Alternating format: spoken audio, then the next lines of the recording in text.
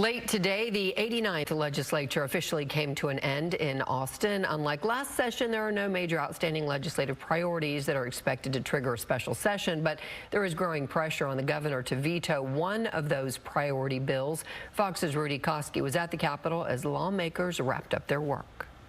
Day 140 of the 89th regular session wraps up another face-off between Democrats and the Republican majority. The reality is, as it relates to it, it was one of the worst sessions I've ever seen in terms of people bringing up issues, divisive issues. Despite the political battles, Dallas Democrat Royce West noted there were several united victories this session. A major accomplishment was the passage of education funding. The landmark bill was pushed through by Salado Republican Brad Buckley. I don't have any regrets. I feel like we dealt with everyone honestly and openly. Everybody knew, what was coming, what we were, what my opinion was on issues. A lingering financial disagreement between the House and Senate put an early legislative exit Monday on hold. Senate and House conferees met through the day trying to reach a deal on a judicial pay raise bill.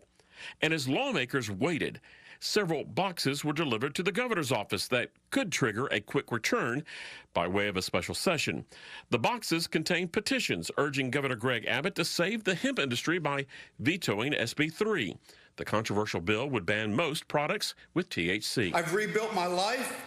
I've become a better leader, a better husband, a better father, and ultimately a better man.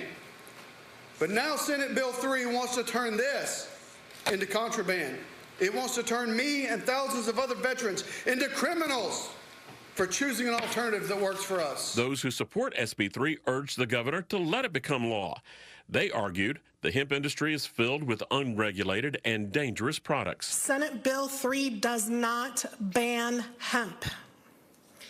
It prohibits the manufacture, the sale of hemp-derived THC and its analogs, such as Delta-8 THC, which are synthetically produced by CBD.